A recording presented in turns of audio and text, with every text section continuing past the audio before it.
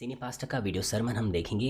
प्रकाशित वाक्य 27वां सत्र। 사랑하는 성도 여러분, मसीह में 전 प्रिय भाई और 세계 बहनों, 전국의 शाखा 지교회 कलीसियाओं 성도 और 여러분, स्थानीय कलीसियाओं के सदस्य 미성전 성도 여러분, और 전 अन्य 세계 सभी 기독교 सदस्य जो इंटरनेट के माध्यम से इस सभा में भाग ले रहे हैं और जीसीएन दर्शकों, 시청자 여러분, 오늘부터는 7교회 중에 आज से शुरू 마지막으로 होकर हम लौदीकिया की 라오디게아 कलीसिया को 교회에 대해 देखेंगे जो 7 살펴보겠습니다. कलीसियाओं में से अंतिम कलीसिया 라오디게아 है। 교회는 사대 교회와 लौदीकिया 같이 की कलीसिया वह 천국으로부터 कलीसिया है 책망만 जिसने 들었던 सरदीस की कलीसिया की तरह ही प्रभु 또 से 사대 ताड़ना 교회는 के शब्द 그나마 वचन प्राप्त 그곳을 किए। 더럽히지 않은 सौभाग्य से 사람들이 सरदीस की 몇 कलीसिया को 명이라도 बताया गया 있다는 कि उनके 말씀을 पास कम से कम 들었는데 कुछ तो ऐसे लोग हैं 라오디게아 जिन्होंने अपने 교회는 वस्त्रों को 그런 गंदा नहीं किया 말씀조차도 था, 없이 오직 परंतु लौदीकिया की 책망의 कलीसिया ने 말씀만 들었지요.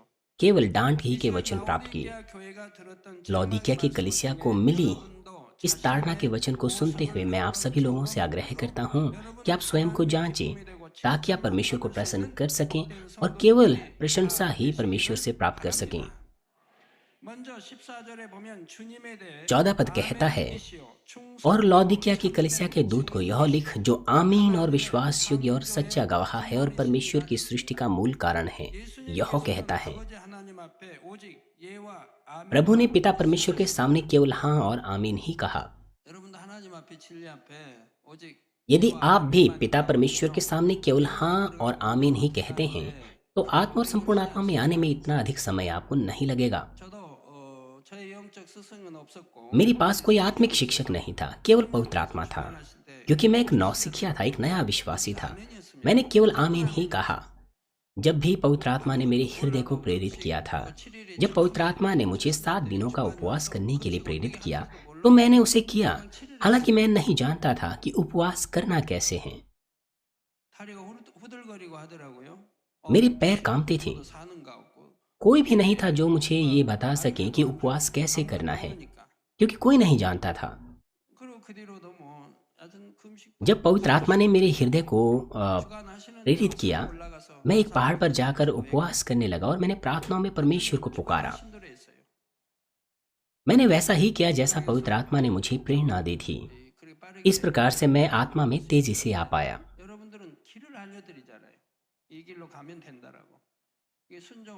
मैं आपको आत्मा में आने के तरीके बता रहा हूँ। यदि आप केवल हाँ और आमीन कहते हैं तो आप बहुत तेजी से ऐसा कर सकते हैं, लेकिन आप ऐसा नहीं करते। आप अपने हृदय में असत्य के साथ संघर्ष करते हुए बहुत दिन व्यर्थ बिता देते हैं। ये कितना खेदजनक है। लेकिन यीशु ने कभी भी ना कहकर अनाज्ञाकारिता नहीं की। फिलिपियों 2:8 में लिखा है कि यहाँ तक आज्ञाकारी रहा कि मृत्यु, हाँ, क्रूस की मृत्यु भी सह ले। यीशु परमेश्वर के स्वरूप में था, परंतु उसने अपने आप को परमेश्वर के तुल्य होने के लिए कोई ऐसी वस्तु नहीं समझी, बल्कि वो इस धरती पर मनुष्य के रूप में आया। ऐसा महिमावान परमेश्वर का पुत्र लोगों के द्वारा त्यागा गया, उसका तिरस्कार किया गया और क्रूस पर वो मर गया। इसीलिए उसमें केवल हाँ ही थी। इसीलिए 2 कुरिन्थियों 1:19 में लिखा है, क्योंकि परमेश्वर का पुत्र यीशु मसीह जिसका हमारे द्वारा अर्थात मेरी और सिलवानुस और तीमुथियुस के द्वारा तुम्हारे बीच में प्रचार हुआ, उसमें हाँ और नहीं दोनों नहीं थे, परंतु उसमें हाँ ही हाँ हुई। आप और मैं भी परमेश्वर की संतान हैं। हम भी इस योग्य होने चाहिए कि हम केवल हाँ और आमीन ही परमेश्वर के सम्मुख कहें। आपको अपने विचार, अपने सिद्धांतों को या जो भी आपको सही लगता है और अपने विचारों को कुछ नहीं समझना चाहिए और केवल परमेश्वर के वचन का पालन करना चाहिए। जब परमेश्वर का वचन लोगों के विचार के अनुसार नहीं होता तो लोग ना तो वचन पर विश्वास करते हैं, ना ही मानते हैं, भले ही वो विश्वास का दावा करते हैं। कभी कभार वो पहले तो वचन को पालन करने का दिखावा करते हैं, लेकिन जब कठिनाइयाँ सामने आती हैं तो वे अपने शारीरिक विचारों में बदल जाते हैं। इन कारणों से ना तो वो परमेश्वर के कार्यों का अनुभव करते हैं, ना उसको महिमा दे पाते हैं। 2 कुरिन्थियों 1:20 में लिखा है, क्योंकि परमेश्वर की जितनी प्रतिज्ञाएं हैं वे सब उसी में हाँ के साथ है, इसलिए उसके द्वारा आमीन भी हुई कि हमारे द्वारा परमेश्वर की महिमा हो। जिस प्रकार से प्रभु ने केवल आमीन कहा, हम भी जब केवल हाँ और आमीन के साथ आज्ञा पालन करते हैं तो परमेश्वर हमारी आज्ञाकारिता के परिणामों की गारंटी देता है। इस तरह परमेश्वर सुनिश्चित करता है कि हम एक ऐसा जीवन जिएं जिसमें हम उसकी महिमा कर सकें। और इसके बाद प्रभु के विश्वास योग्य और सच्चा गवाह है। विश्वास योग्य व्यक्ति ना तो कभी अपनी राय पर जोर देगा, ना ही अपने लाभ के पीछे चलेगा, बल्कि वो केवल हाँ और आमीन कहेंगे। उदाहरण के लिए, जब कोई राजा आज्ञा देता है तो एक विश्वास योग्य सेनापति उसका पालन करता है, भले ही वो जानता हो कि वो मर जाएगा, क्योंकि हमारा प्रभु भी विश्वास योग्य था। इसलिए प्राण देने तक उसने आज्ञा पालन किया आमीन के साथ। और अंत में पुराने नियम में मसीही के ऊपर जितनी भी भविष्यवाणी पिता परमेश्वर ने की थी, वो सब पूरी हुई। हमारा प्रभु वो सच्चा गवाह बन गया उन तमाम भविष्यवाणियों का जो पूरी हुई। और वो परमेश्वर की सृष्टि का आदि भी है। कुलुस्सियों 1:15 से 17 पद कहता है, वह तो अदृश्य परमेश्वर का प्रतिरूप और सारी सृष्टि में पहलौठा है, क्योंकि उसी में सारी वस्तुएं सृष्टि हुई, स्वर्ग की हो अथवा पृथ्वी की, देखी या अनदेखी, सिंहासन या प्रभुताएं या प्रधानताएं क्या अधिकार, सारी वस्तुएं उसी के द्वारा और उसी के लिए सृजी गई। और वही सब वस्तुओं में प्रथम है और सब वस्तुएं उसी में रहती हैं।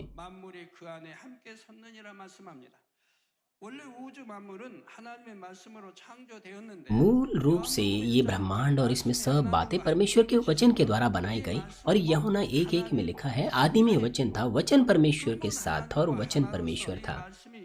प्रभु परमेश्वर के ही स्वभाव का परमेश्वर है, प्रभु है, और वो इस संसार में वचन के रूप में देहधारी होकर आया। प्रभु जो है वो परमेश्वर का स्वरूप है, उसका स्वभाव परमेश्वर का है, और वो वचन देहधारी होकर इस संसार में आया। इसलिए प्रभु वही प्रथम और परमेश्वर की सृष्टि है। तो फिर क्यों वो ऐसा कहता है? लौदीकिया की कलीसिया से बात करने से पहले वो ऐसा क्यों कहता है, प्रभु जो आमीन और विश्वास योग्य और सच्चा गवाह है? वो इसीलिए क्योंकि परमेश्वर का हर वचन पूरा होता है और परमेश्वर का न्याय वो उचित है और सर्वोत्तम है। प्रभु जो सृष्टि में आदि से परमेश्वर के साथ है, जिसने हाँ और आमीन के साथ वचनों को पूरा किया है, वो आपको भी इस बात को याद दिला रहा है कि जो लौदीकिया के वचन हैं, जो लौदीकिया की कलीसिया को दिए गए हैं, वो वचन भी पूरे होंगे। 15 की आयत को हम देखें, यहाँ पर डांट को हम देखते हैं जो लौदीकिया की कलीसिया को पढ़ती हैं। प्रभु 15 पद में कहता है, 15 और 16 पद में, कि मैं तेरे कामों को जानता हूँ कि तू ना तो ठंडा ना गर्म, भला होता कि तू ठंडा या गर्म होता। सो इसीलिए कि तू गुनगुना है, ना ठंडा है ना गर्म है, मैं तुझे अपने मुंह से उगलने पर हूँ।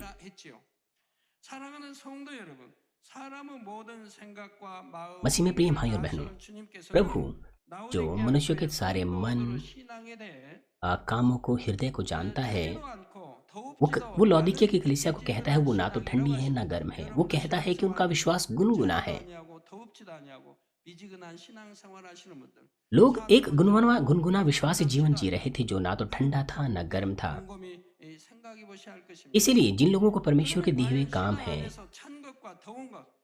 मैं आपसे आग्रह करता हूं कि आप अपने आप को जांचिए। आत्मिक रूप से इसका क्या अर्थ है कि वे ना तो ठंडे हैं ना गर्म हैं, गुनगुने हैं। जब आप ठंडे पानी में, मेरा मतलब है ठंडे पानी को आग के ऊपर रखते हैं तो वो गर्म हो जाता है, और जब आप उसे वैसा ही छोड़ देते हैं तो वो गुनगुना हो जाता है, उसके बाद अंत में ठंडा हो जाता है। यहाँ पर वचन परमेश्वर का वचन और अग्नि पवित्र आत्मा को दर्शाता है। इसीलिए ठंडा होना अर्थात उनके हृदय में पवित्र आत्मा का कोई कार्य नहीं होता। यह एक ऐसी स्थिति को दर्शाता है जिसका उद्धार से कोई लेना देना नहीं।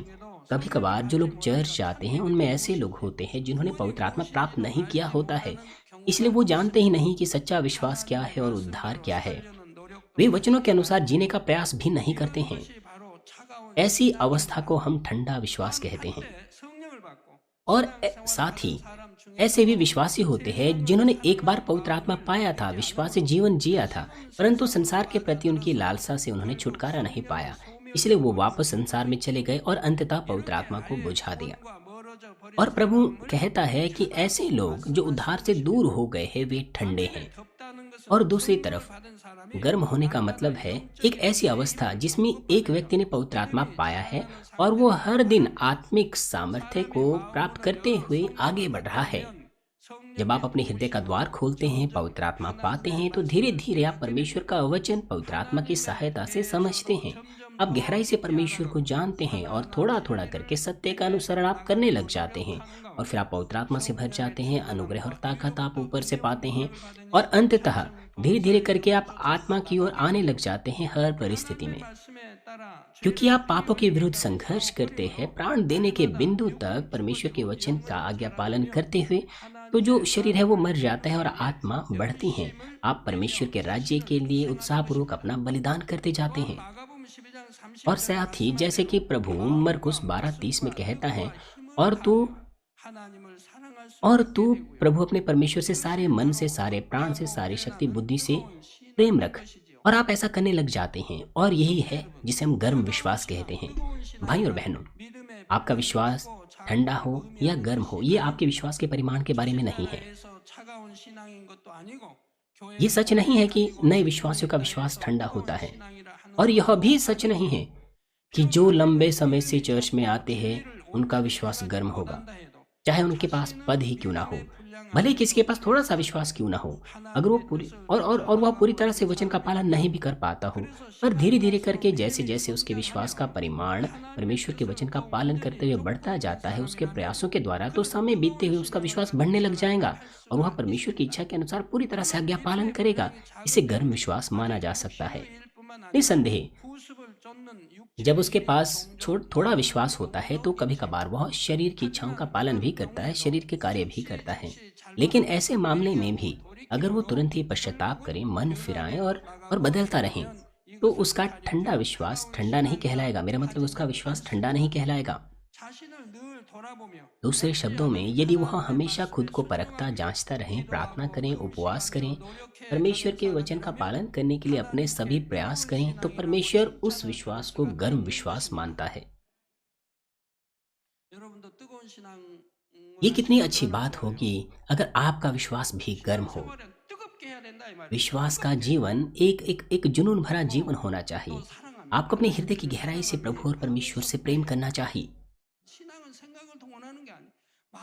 विश्वास विचारों से नहीं होता है, वो आपके हृदय से होता है। आपको अपना मसीह जीवन आत्मा में जीना चाहिए, आपको समझना चाहिए, आपको आत्मा में रहना चाहिए।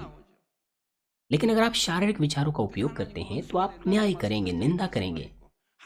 ये परमेश्वर के विरोध में है, जैसे कि रोमियो 8 अध्याय में लिखा है। ये वचन की अवज्ञा करना होता है। आपको शारीरिक विचारों को तोड़ देना चाहिए। हम परमेश्वर के वचनों पर अपने विचारों से नहीं बल्कि आत्मा से और हृदय से विश्वास करते हैं। हमें सब बातों को आत्मिक विश्वास से देखना है। यदि आप शारीरिक विचारों का इस्तेमाल करते हैं तो आप विश्वास में गर्म नहीं बन पाते हैं। केवल तब जब आप आत्मा में मसीह जीवन जीते हैं तभी वो गर्म विश्वास हो सकता है।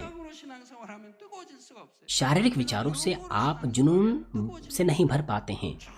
आप जुनून और उत्साह से केवल तभी भर सकते हैं जब आप आत्मा में अपना मसीह जीवन जीते हैं। और दूसरी तरफ, अगर कोई बिल्कुल भी बदलने की कोशिश ना करें, भले वो लंबे समय से मसीह हो और भले और अगर वो गलत रास्ते पर चलता रहे, जबकि वो स्पष्ट रूप से जानता हो कि परमेश्वर की इच्छा क्या है, तो उसका विश्वास ठंडा है। समस्या यह होती है कि एक व्यक्ति का विश्वास एक ही बार में ठंडा नहीं होता, बल्कि वो धीरे धीरे करके गुनगुना होने लग जाता है उसकी ज्ञान के बगैर ही, और अंततः वो ठंडा हो जाता है। तो फिर गुनगुना विश्वास क्या है, जो ना तो ठंडा है और ना ही गर्म है। गुनगुना विश्वास दर्शाता है एक ऐसी अवस्था जिसमें आप रुक जाते हैं, जिसमें आप ना तो ठंडे हैं ना गर्म हैं। हालांकि आप जानते हैं कि एक स्वर्ग है, एक नर्क है, लेकिन आपका विश्वास बढ़ता नहीं है।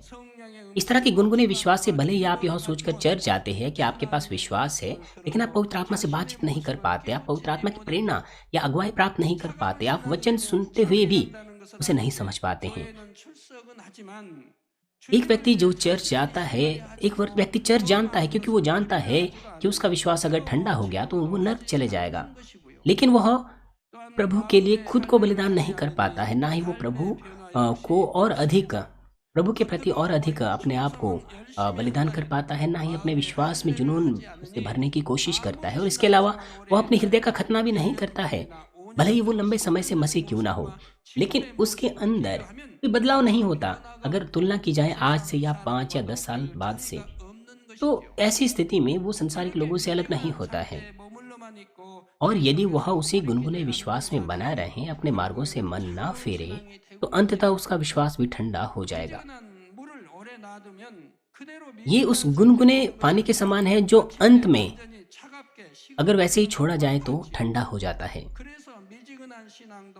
इसीलिए यदि लोगों का लंबे समय से गुनगुना विश्वास होता है, तो फिर उनका भी उद्धार से कोई लेना देना नहीं होता है। इसीलिए प्रभु कहता है कि मैं तुझे अपने मुंह से उगलने पर हूँ। प्यारे भाई और बहनों, क्योंकि जैसे कि हम कहते हैं कि ठंडे विश्वास का ना तो उद्धार से ना परमेश्वर से कोई लेना देना नहीं है। इस प्रकार आपको अपना विश्वास ठंडा नहीं होने देना है और ना ही आपके पास गुनगुना विश्वास होना चाहिए। जो भी है, क्यों प्रभु कहता है कि तुम या तो ठंडे होते या गर्म होते, ये बजाय ये कहने के कि तुम गर्म होते। वो क्यों गुनगुने विश्वास के बारे में चेतावनी देता है? इस वचन में हमारे प्रभु का खेदजनक हृदय पाया जाता है, जो आपको यह एहसास कराना चाहता है कि आपको कितने कड़े रूप से गुनगुने विश्वास की जांच करनी चाहिए, कितना सचेत आपको गुनगुने विश्वास के विषय में रहना चाहिए। आप 5, 10 या 20 साल से कितना ही लंबा मसीह जीवन क्यों ना जीते रहें, अगर आपका विश्वास गुनगुना है तो आपका विश्वास नहीं बढ़ेगा, वो वहीं रहेगा। आप सिर्फ चर्च जाते हैं, अपना कार्य करते हैं, लेकिन आपका विश्वास वहीं बना रहेगा। और फिर एक अवस्था में आकर के आपका विश्वास ठंडा हो सकता है।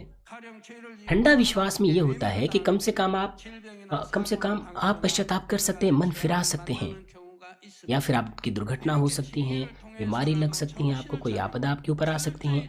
और ऐसे में अगर आपके पास होश आए ऐसी सजा के द्वारा, तो आपको अपने विश्वास को पुनः प्राप्त करने का मौका मिल सकता है। लेकिन अगर आपका विश्वास गुनगुना हो, तो फिर ऐसा मौका प्राप्त करना भी आसान नहीं होता।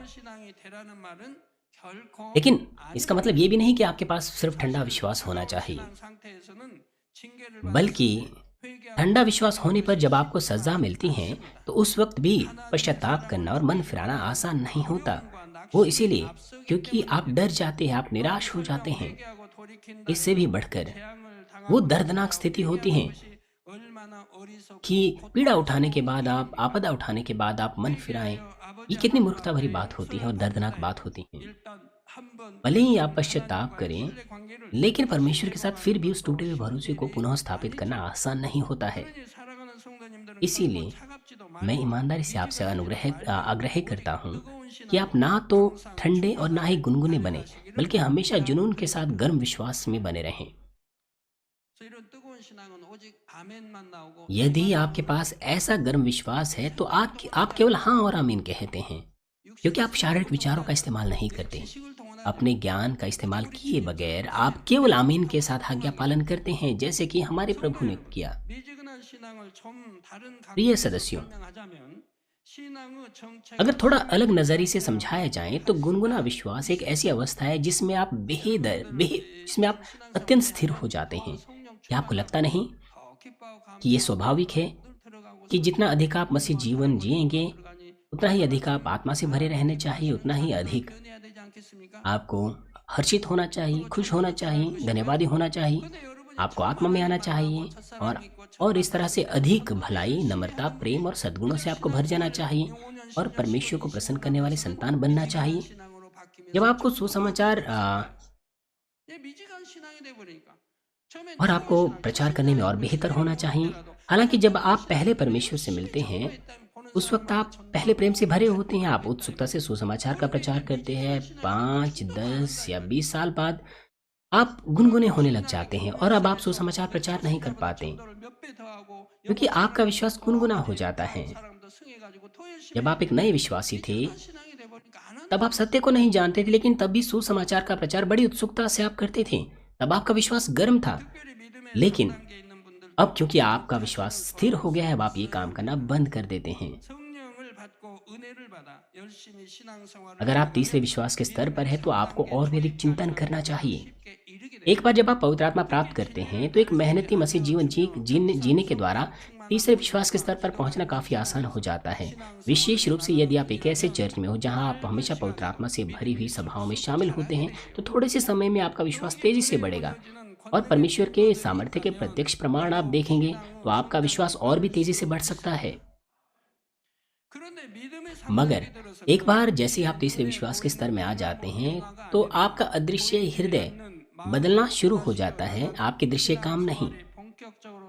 इस तरह यहाँ से आपका एक असली मसीह जीवन शुरू होता है, एक ईमानदार मसीह जीवन। इस बिंदु से आपको और भी अधिक अपनी हृदय इच्छा और ईमानदारी को, अपने प्रयासों को और अधिक अर्पण करना चाहिए। इसीलिए ऐसे में जब आप आराधना सभा में शामिल होते हैं, तो आपको और भी अपने हृदय से और भी अधिक ईमानदारी से और आत्मा से सभाओं में शामिल होना चाहिए। और साथ ही अपने हृदय से आपको ऐसे में प्रार्थना करनी चाहिए और अपने पूरे हृदय को सुंदर सुगंध से पूरे हृदय के साथ प्रार्थनाओं को अर्पण करना चाहिए। विश्वास योग्यता के साथ भी ऐसा ही होता है। नए विश्वासियों की विश्वास योग्यता अलग होनी चाहिए, अलग अलग विश्वास के स्तरों से, जो लोग पहले से अलग अलग विश्वास के स्तर पर हैं। दूसरे शब्दों में, जब आप एक ही तरह का कार्य करते हैं, तो आपके विश्वास जैसे जैसे बढ़ता है, तो आपका प्रेम, आपकी भलाई जो है वो और भी दृढ़ होती जाती हैं और आपकी जो हृदय की सुगंध है वो और भी सुंदर होती हैं। मैं इत्र के उदाहरण से आपको बताना चाहता हूँ।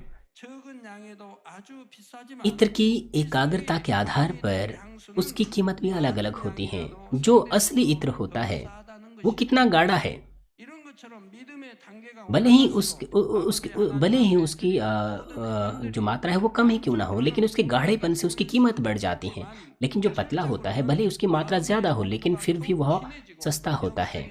इसी तरह से जब आप अपने विश्वास के ऊपर स्तर में जाते हैं, भले ही आप परमेश्वर पिता के सामने अपने कार्य को क्यों ना करें, ऐसा क्यों ना लगे कि आप अपने कार्यों को कर रहे हैं, लेकिन उन कार्यों की गुणवत्ता आत्मिक प्रेम और भलाई के साथ बेहतर होनी चाहिए।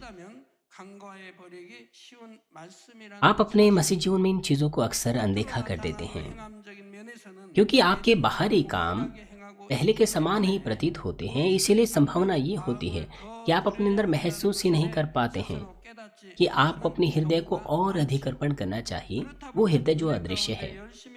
तो फिर भले ही आप परमेश्वर के अनुग्रह में एक दृढ़ विश्वास से जीवन जी रहे थे, लेकिन आप पवित्र आत्मा की परिपूर्णता को किसी निश्चित बिंदु पर आकर खो सकते हैं और एक आदत से मसीह जीवन जीना शुरू कर सकते हैं।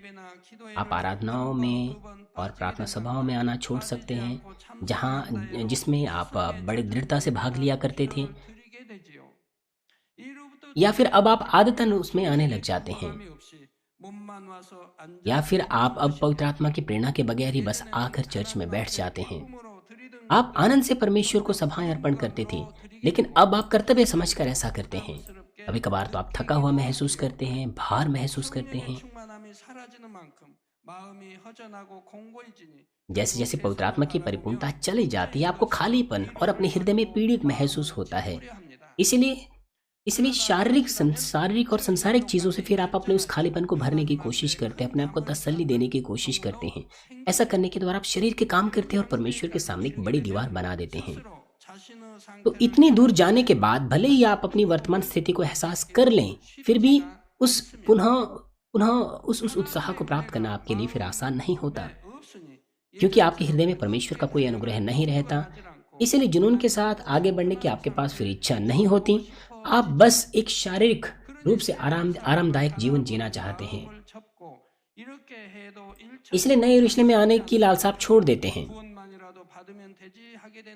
और आप ये सोचकर फिर संतुष्ट हो जाते हैं कि कम से कम मैं पहले स्वर्ग के राज्य में चला जाऊंगा या उद्धार प्राप्त कर लूंगा।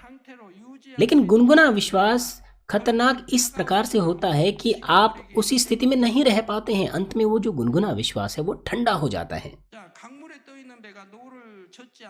जब आप नदी के बीच में नाव चलाना बंद कर दे, तो आपकी जो नाव है वही नहीं रुकती, बल्कि वो वापस बह जाती हैं।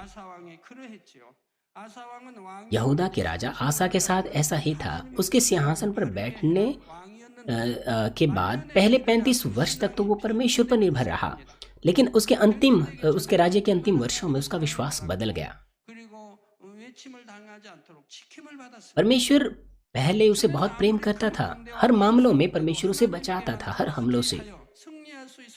पहले उसका शत्रु कितना ही बड़ा क्यों ना होता था, वो परमेश्वर पर निर्भर होकर विजयी होता था। 나라의 왕에게 도움을 청하지요. लेकिन बाद में जब शत्रु ने उस पर आक्रमण किया तो अब उसने लोगों पर भरोसा करना शुरू किया। 여기 왜 침략이 왔고 आपको पता होना चाहिए, चाहे कोई परेशानी बड़ी हो या छोटी हो, उसकी उसकी वजह होती है। उसका कारण होता है कि क्यों शत्रु आप पर हमला करते हैं 쉽게 고쳐야 되는 거예요. 저번에 और 어떤 क्यों क्यों 남성이 वो राजा उस हमले को नहीं रोक पाया। 편지 परमेश्वर ने ऐसा होने दिया, इसलिए कोई छोटे या बड़े परीक्षण हो, आपको उनका पता लगाना चाहिए। 안 됐다고 그래요. मेरे पास एक पत्र आया था एक गवाही का। 해 가는데 वो व्यक्ति अभी 1 साल से चर्च आ रहा है। 자기 이제 아들인지 자녀가 जैसे ही वो मसीही बना तो उसका बेटा अचानक से सर्दी जुकाम से बीमार हो गया 낫지를 않더래. और वो ठीक नहीं हो रहा था। वो ठीक नहीं हो रहा था। 상담을 받아도 안 낫고 이게 हालांकि उसने बीमारों के लिए रिकॉर्डेड प्रार्थना ग्रहण की, परंतु वो ठीक नहीं हुआ, वो पीड़ित ही रहा। 그래서 इसी वजह से वो आश्चर्य में पड़ गया 안 나을까 कि 하다가 प्रार्थनाओं के बाद भी वो क्यों ठीक नहीं हुआ।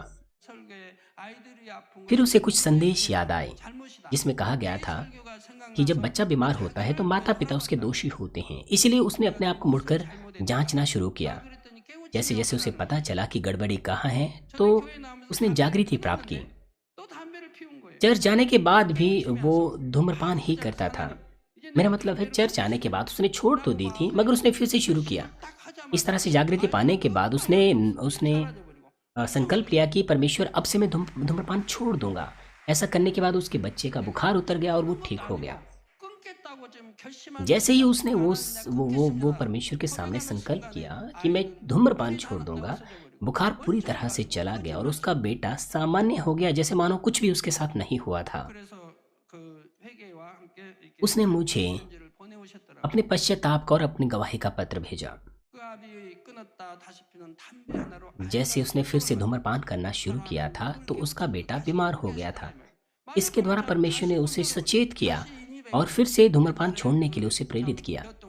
लेकिन अगर वो गिर जाता, अगर वो फिर से लगातार धूम्रपान करता रहता, तो फिर धूम्रपान छोड़ना भी उसके लिए और मुश्किल हो जाता। इसलिए परमेश्वर ने उसे अनुग्रह दिया कि वो तुरंत उसे छोड़ सके। 별로 뭐가 없고가 아니라 इस तरह की चीजें भी किसी किसी वजह से होती हैं। इसलिए सर्दी जुकाम भी बिना किसी वजह के नहीं होता। 앞에 빛 가운데 살아 सब बातें आपका और परमेश्वर का संबंध कैसे हैं उससे जुड़ा हुआ है।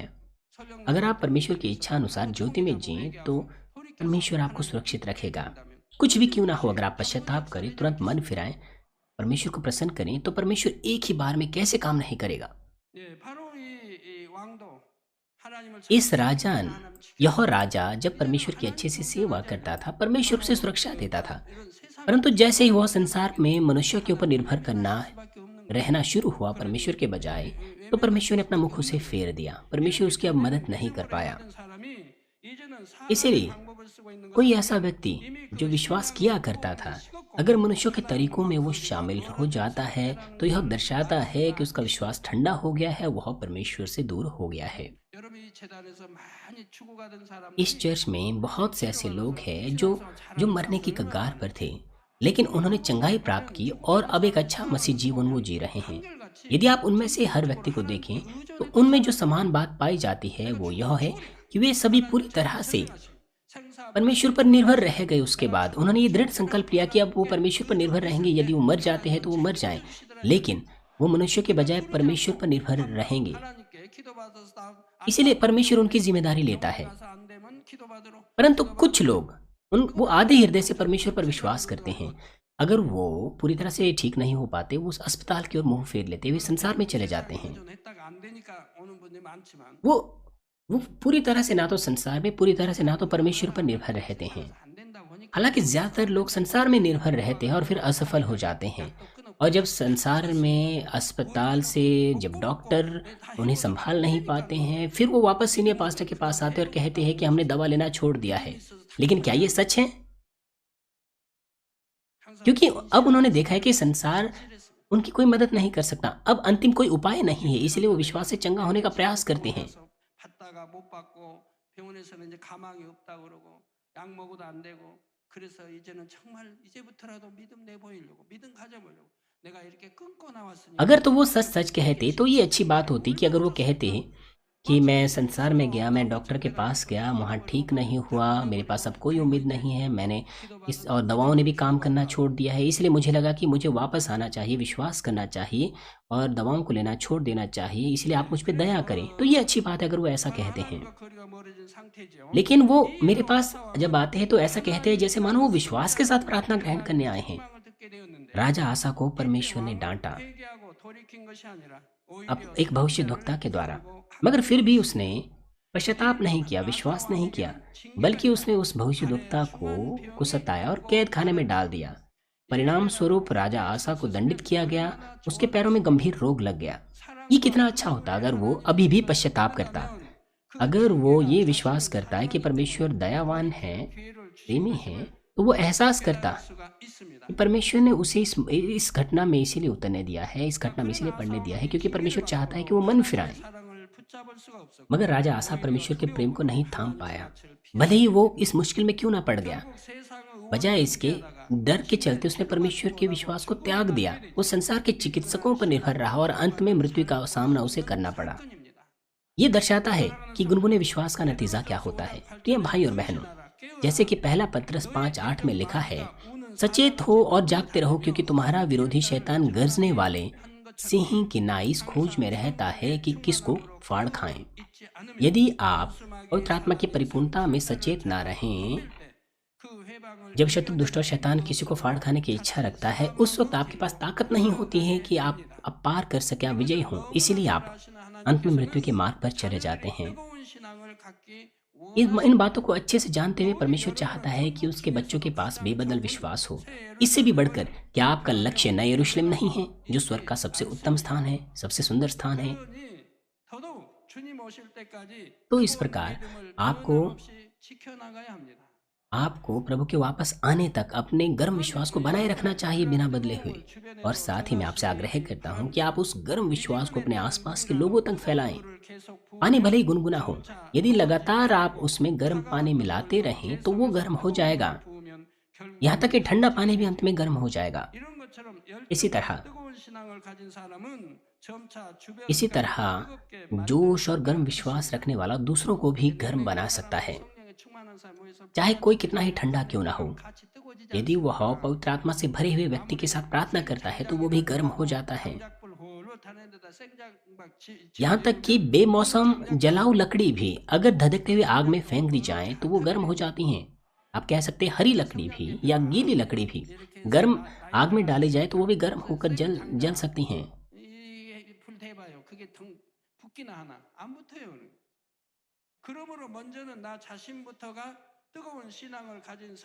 क्या आपको लगता है कि कोई गीली लकड़ी या हरी लकड़ी माचिस की तिल्ली या लाइटर से जल सकती हैं? आपको क्या लगता है, आप इसे जला सकते हैं? बिल्कुल नहीं। इस प्रकार आपको पहले स्वयं गर्म होना चाहिए। आपको सबसे पहले स्वयं विश्वासी जन बनना है। आपको उत्साह के साथ, जोश के साथ प्रार्थना करनी चाहिए। आप देख सकते हैं कि हमारे प्रभु ने किस तरह से प्रार्थना की। आपको उत्साह और जुनून के साथ प्रार्थना करनी चाहिए। इज़राइल में वो अप्रैल की रात थी और उस वक्त जो तापमान है, मेरा मतलब है, मैं सटीक तो आपको नहीं कह सकता हूँ। अप्रैल की रातों में तापमान बहुत अधिक गिर जाता है। यरूशलेम में जब मैं तीर्थ यात्रा पर गया था, अप्रैल के वो दिन थे। खाना खाने के बाद जब हम बाहर जाते थे, हालांकि हमने लंबी बाजू की जैकेट पहनी रहती थी, मगर फिर भी हमें थोड़ी ठंड लगती थी। अप्रैल के ऐसे मौसम में भी हमारे प्रभु ने इस तरह से प्रार्थना की कि उसका जो पसीना है वो खून की बूंदों के समान जमीन पर गिर रहा था। उसका जो पसीना है वो खून की बूंदें बन गया था। ऐसे ठंडे मौसम में पसीना बहाने के लिए एक व्यक्ति को कि उसका पसीना खून बन जाए, कितनी अधिक वेदना या कितने अधिक जोश या जुनून के साथ प्रार्थना या उत्साह के साथ प्रार्थना करनी होती है। आप अपने आप को जांचिए। आप कहते हैं कि आप प्रार्थना कर रहे हैं।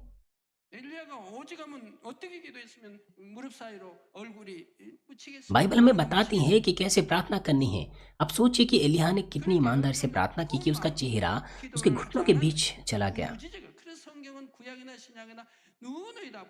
बाइबल के बहुत सारे हिस्सों में, दोनों ही पुराने और नए नियमों में, परमेश्वर हमसे कहता है कि हम प्रार्थनाओं में पुकारें। 예, 그래서 먼저 나 자신부터 뜨거운 신앙 सबसे पहले 가진 사람이 되어야 하는 것이 आपको स्वयं गर्म विश्वास पाना है। 싶으면 뜨거운 अगर आपको लगता है कि थोड़ा भी आपका विश्वास घट रहा है 육의 तो 사람 आपको उनके साथ मिल जाना चाहिए जिनका विश्वास गर्म होता है। 통하니까 शारीरिक जन के साथ एक होता है क्योंकि वो एक ही भाषा बोलते हैं। वो हमेशा चर्च की बुराई करते हैं, दूसरों की बुराई करते हैं। लेकिन अगर शारीरिक जन आत्मिक जन के साथ मिल जाएं तो आत्मा आत्मा को जन्म देता है और शरीर शरीर को जन्म देता है। वो लोग जो गर्म हैं उनके साथ आप अपने आप अपने आप को चुनौती दे सकते हैं। आप भी उनके समान गर्म हो सकते हैं।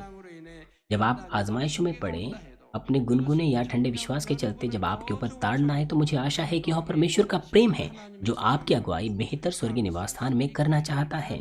इसलिए आपको धन्यवादी रहना चाहिए। ऐसा करने के द्वारा मैं हमारे प्रभु के नाम से प्रार्थना करता हूँ कि आप अपने विश्वास को गर्म और गर्म बनाते जाएं, ताकि स्वर्ग में आपके घर चमकदार सरदिस से भर जाएं, जो कि आपके जुनून का प्रतीक है।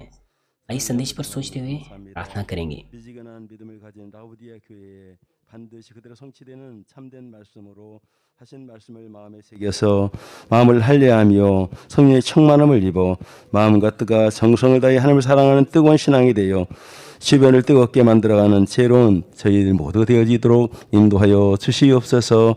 우리 주 예수 그리스도의 이름으로 기도하옵나이다. 아멘.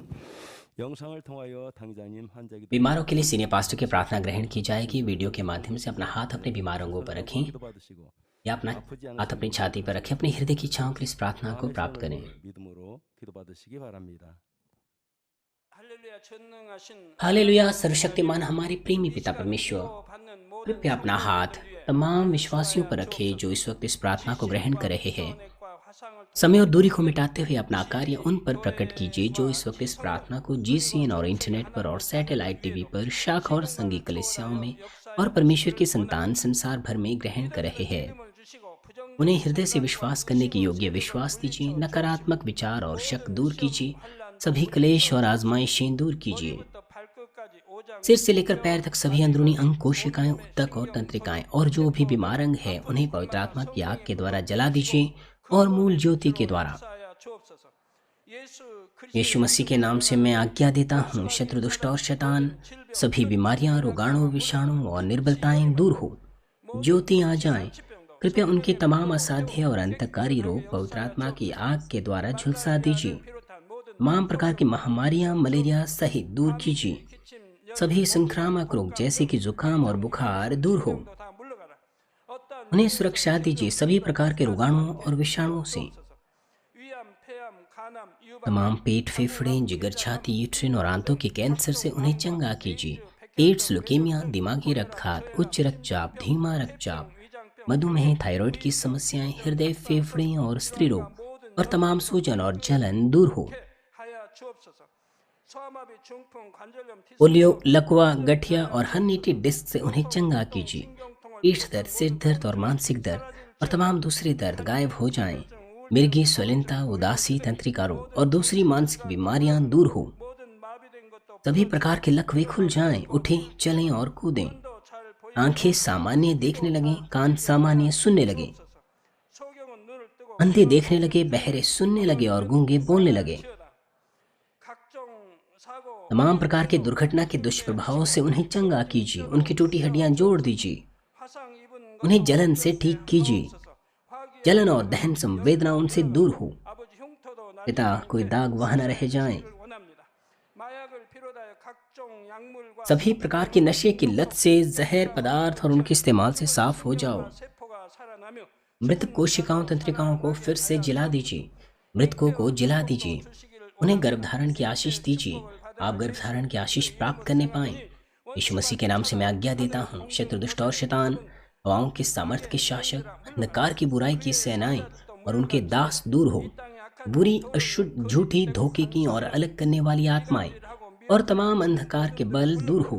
모든 흉악의 दुष्टता के तमाम बंधन खुल जाएं, अंधकार दूर हो, ज्योति आ जाए। 아버지 하나님 부르짖 पिता परमेश्वर, उन्हें ताकत दीजिए कि वे प्रार्थनाओं में पुकारें। पापों को दूर करने की उन्हें सामर्थ्य दीजिए और वे पवित्र हो जाएं। 잘됨 같이 जब उनका प्राण समृद्ध होता है, सब बातों में वे भले चंगे रहे और उनके परिवारों में सुसमाचार का प्रचार हो।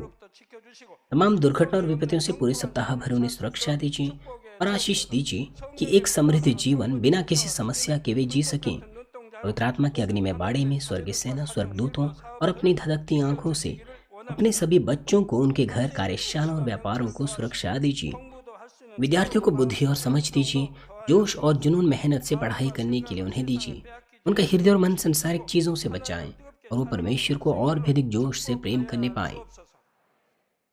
चाहे आपके बच्चे खाएं, पिएं या जो कुछ भी करें, इन सब में वो अपना जीवन पिता परमेश्वर आपको महिमा देते हुए जीने पाए। वे जीवित परमेश्वर की गवाही ये कहकर देने पाए कि मैं परमेश्वर से मिला हूँ, मैंने परमेश्वर का अनुभव किया है, उससे उत्तर और आशीषें प्राप्त किए हैं। पिता परमेश्वर, आपका धन्यवाद। सारी महिमा केवल आपको मिले। हमारे प्रभु यीशु मसीह के नाम से मैं प्रार्थना करता हूँ, आमीन।